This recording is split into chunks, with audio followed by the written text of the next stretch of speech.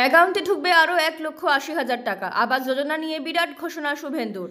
আবাস যোজনার ক্ষেত্রে কেন্দ্রীয় বঞ্চনার অভিযোগে দীর্ঘদিন ধরে সরব ছিল পশ্চিমবঙ্গ সরকার। শেষমেশ গত ডিসেম্বর মাসে রাজ্যের কোষাগার থেকে উপভোক্তাদের বাড়ি তৈরির প্রথম কিস্তির টাকা দেওয়া হয়েছে।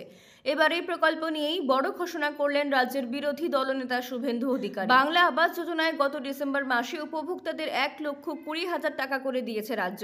প্রথম কিস্তির টাকা পাওয়ার পরেই অনেকে বাড়ি তৈরির কাজ শুরু করে দিয়েছেন। এই আবহে এই প্রকল্প নিয়ে বড় ঘোষণা করলেন নন্দীগ্রামের বিজেপি বিধায়ক। পশ্চিমবঙ্গে যদি বিজেপি ক্ষমতায় আসে তাহলে আবাস যোজনার গ্রাহকদের 3 লক্ষ টাকা করে দেওয়া হবে বলে ঘোষণা করেন শুভেন্দু। এখানেই শেষ নয়, তৃণমূল আমলে যে সকল আবাস গ্রাহকরা 1,20,000 টাকা করে পেয়েছেন তাদের বকেয়া 1,80,000 টাকাও দিয়ে দেওয়া হবে বলে ঘোষণা করেন রাজ্যের বিরোধী দলনেতা। সম্প্রতি পূর্ব মেদিনীপুরের একটি জনসভা থেকে এমনই আশ্বাস দেন তিনি। শুভেন্দু এদিন বলেন, 1,20,000 টাকায় কি বাড়ি তৈরি হয়?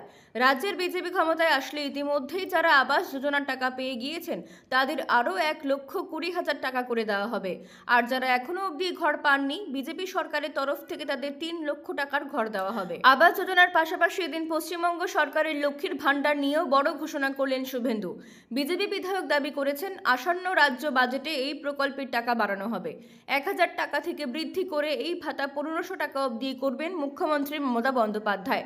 তবে বিজেপি যদি ক্ষমতায় আসে তাহলে এক ধাক্কায় এই ভাতা 3,000 টাকা করে দেওয়া হবে বলে ঘোষণা করেন তিনি। বছর ঘুরলে রাজ্য বিধানসভা নির্বাচন। সম্প্রতি দিল্লি দখল করেছে গেরুয়া শিবির। এবার লক্ষ্য বাংলা। ইতিমধ্যেই নির্বাচনকে পাখির চোখ করে ময়দানে নেমে পড়েছে বঙ্গ বিজেপি। এবার আবাস যোজনা থেকে লক্ষ্মীর ভাণ্ডার, একাধিক প্রকল্প, বড় প্রতিশ্রুতি দিয়ে দিলেন শুভেন্দু অধিকারী। আপনি যদি খবর দেখতে পছন্দ করেন তাহলে এই চ্যানেলটি সাবস্ক্রাইব করে রাখুন। আর মমতা ব্যানার্জির রাজনৈতিক ইতিহাস জানতে এখানে ক্লিক করুন।